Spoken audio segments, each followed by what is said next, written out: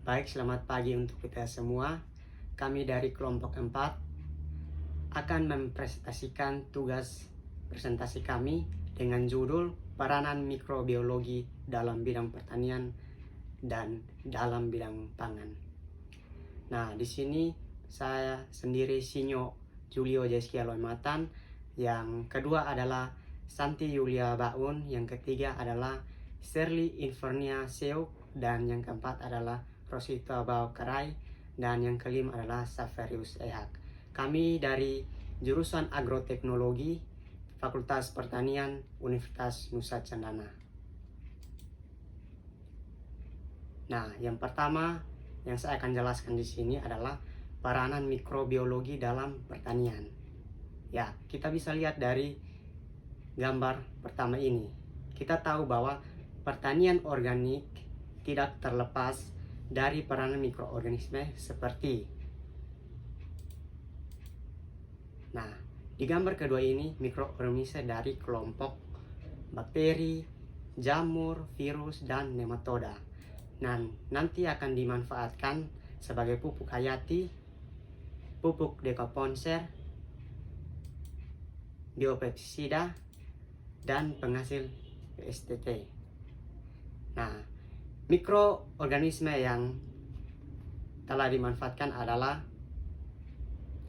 kebanyakan dari kelompok bakteri dan jamur, sedangkan dari virus sendiri sebagai pestisida hanya sekitar 1% saja. Kemudian saya akan jelaskan dua pemanfaatan dari mikroorganisme yang tadi saya sudah sebutkan, dan dua manfaat lainnya akan dijelaskan oleh teman saya, yaitu Santi Baun. Yang pertama kita lihat di slide ini, yaitu pupuk hayati. Nah, pupuk hayati adalah pupuk yang mengandung mikroba dan bermanfaat untuk membantu pertumbuhan tanaman. Mikroorganisme yang terdapat pada pupuk hayati ini adalah Rhizobium sp. Berpindah dari fungsi mikroorganisme ini, yaitu sebagai pemikrasi nitrogen, pelarut fosfor, dan sebagai dekomposer. Kemudian yang berikut di slide ini mengenai mekanisme untuk kelompok bakteri yang dapat mengikat nitrogen bebas. Nah, bentuk dari nitrogen bebas di udara ini adalah N2 yang bersifat stabil. Nah, N2 ini akan diubah menjadi senyawa amonia, yaitu NH4 dan nitrat atau NH O3- dengan bantuan enzim nitrogenase. Nah, kenapa harus diubah menjadi NH4 dan nitrat atau NH3-? Karena untuk bisa diserap oleh tanaman atau tumbuhan dalam bentuk NH4 dan nitrat atau yang disebut NaO3-. Nah, bakteri yang berperan dalam pembentukan amonia yaitu Rhizobium leguminosarum, yang kedua adalah Acetobacterium chloricum, dan Clostridium pasterianum. Jadi contohnya pada saat kita mencabut kacang-kacangan, ada bintil-bintil akar yang disitulah bakteri ini tumbuh. Nah, dari gambar ini tersebut kita dapat melihat ada bintil-bintil akar seperti tempat tumbuhnya bakteri di sini. Nah, bakteri yang akan merubah senyawa nitrogen dari alam bebas menjadi bentuk amonia atau nitrat. Kemudian yang digunakan oleh tumbuhan untuk tumbuh. Nah, pemanfaatan yang kedua adalah biodekomposer. Mikroorganisme yang berfungsi sebagai dekomposer akan menguraikan bahan organik dan mendukung proses mineralisasi dalam tanah. Jadi, di sini akan terdapat pembentukan mineral seperti kalium, kalsium, magnesium di dalam tanah. Contohnya yang biasa dipakai adalah bisa terlihat di gambar tersebut, yaitu yang pertama jerami, yang kedua adalah serbuk kayu. Demikian dari saya. Baik, saya Sarti Yulibaun akan melanjutkan menjelaskan dua pemanfaatan mikroorganisme yang lain. Dua pemanfaatan mikroorganisme yaitu biopestisida dan penghasil zat pengatur tumbuhan. Biopestisida ialah agen biologi atau produk-produk alam yang digunakan untuk mengontrol hama dan penyakit yang dapat merusak tanaman. Biopestisida merupakan mikroorganisme yang bersifat antagonis dan dapat menghambat patogen dengan cara berikut ini.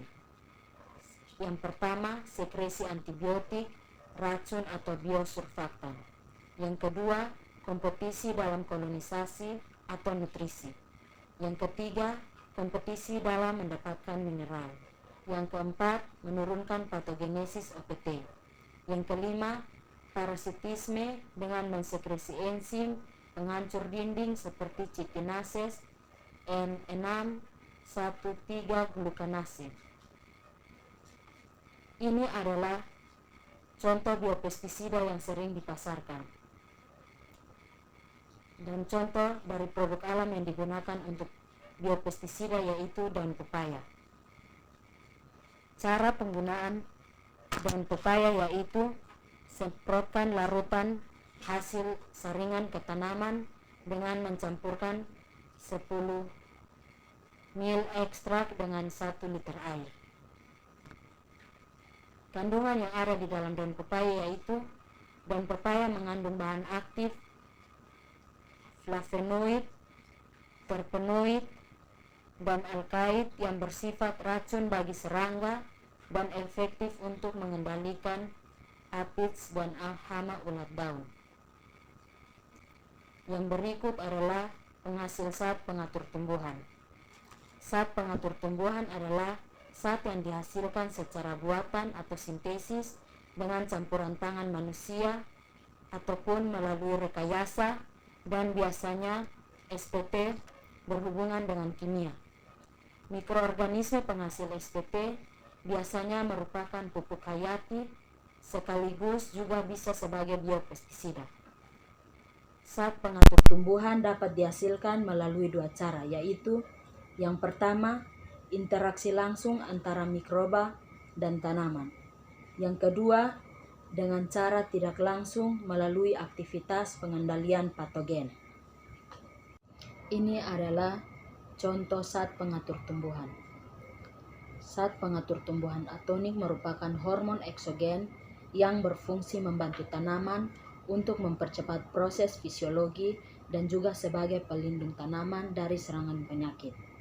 Zat pengatur tumbuh atonik mengandung zat trakontanol yang membantu tanaman lebih cepat menyerap unsur hara dan juga membantu memulihkan sel-sel tanaman yang rusak dengan cepat.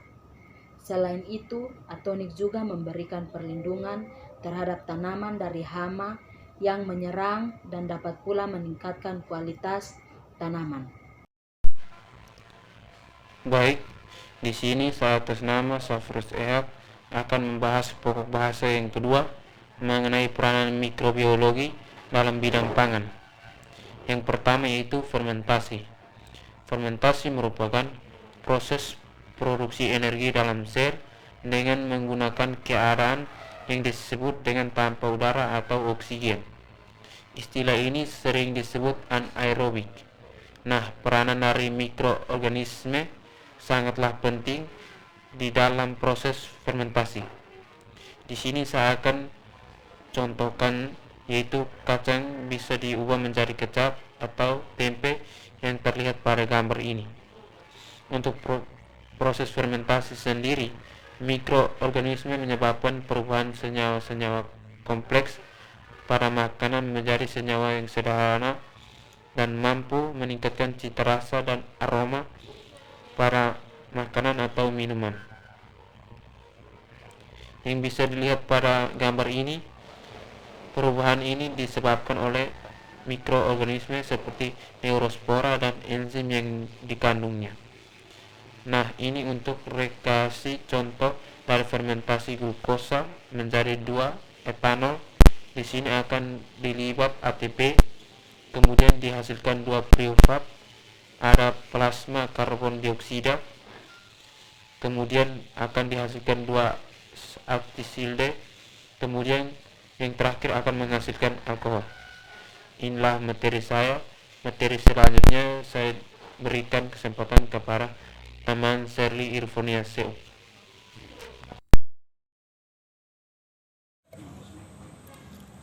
Baik, saya Shirley Irfonia Seok akan membawakan materi selanjutnya, yaitu contoh proses fermentasi lainnya terjadi pada beberapa proses sebagai berikut. Yang pertama adalah kedelai. Kedelai diubah menjadi tempe. Tempe memiliki nilai lebih tinggi daripada kedelai, lebih mudah dicernai. Dan juga tempe difermentasikan. Kenapa harus difermentasi? Karena untuk meningkatkan LGG untuk lebih mudah dicerna dan bisa diolah menjadi banyak produk makanan. Tempe kedelai merupakan salah satu makanan yang populer di Indonesia. Selain murah harganya dan enak juga rasanya. Kandungan protein di dalam tempe cukup tinggi dan banyak mengandung asam amylisin. Kedua jenis jamur ini berkemampuan untuk mengubah kedelai menjadi asam amino dan protein yang cepat larut bila dikonsumsi. Pada proses fermentasi, dalam pembuatan tempe kedelai terjadi perubahan susunan zat gizi di dalam kedelai dan diduga berpengaruh juga terhadap kadar senyawa antitripsinnya. Yang kedua, menu makanan, yaitu kecap. Kecap merupakan hasil fermentasi kacang kedelai yang sangat terkenal. Kecap biasanya digunakan orang sebagai tambahan pada makanan untuk menambah cita rasanya. Proses pembuatan kecap dengan menggunakan jamur Aspergillus sojae. Sebelumnya, kecap kedelai direndam, dilarutkan dalam garam. Ketiga, roti. Roti merupakan produk pangan berbahan dasar tepung terigu yang difermentasikan dengan ragi. Roti atau bahan pengembang lainnya yang diolah dengan cara dipanggang. Roti termasuk dalam salah satu produk bioteknologi konvensional karena adanya proses fermentasi yang memanfaatkan mikroorganisme. Roti dibuat melalui dua proses, yaitu pembuatan dan pemanggangan, di mana keduanya sangat penting dalam penentuan mutu produk akhir dari roti. Terima kasih. Materi yang kelima, manfaat mengkonsumsi produk fermentasi. Dalam hal ini manfaat bakteri asam laktat dalam menurunkan kadar kolesterol. Meskipun belum terbukti secara ilmiah, akan tetapi penemuan ini didasarkan pada penelitian yang memperkuat dugaan, yakni yang pertama, bakteri asam laktat mampu melakukan metabolisme kolesterol dari makanan dalam usus halus sehingga diserap tubuh. Yang kedua, mampu melakukan dekonjugasi garam dalam usus halus yang berguna untuk mencegah terjadinya absorpsi kembali oleh tubuh sehingga merangsang hati untuk mensintesis lebih banyak garam. Proses ini dijelaskan pada gambar di bawah ini. Penurunan kolesterol oleh bakteri asam laktat. Yang pertama,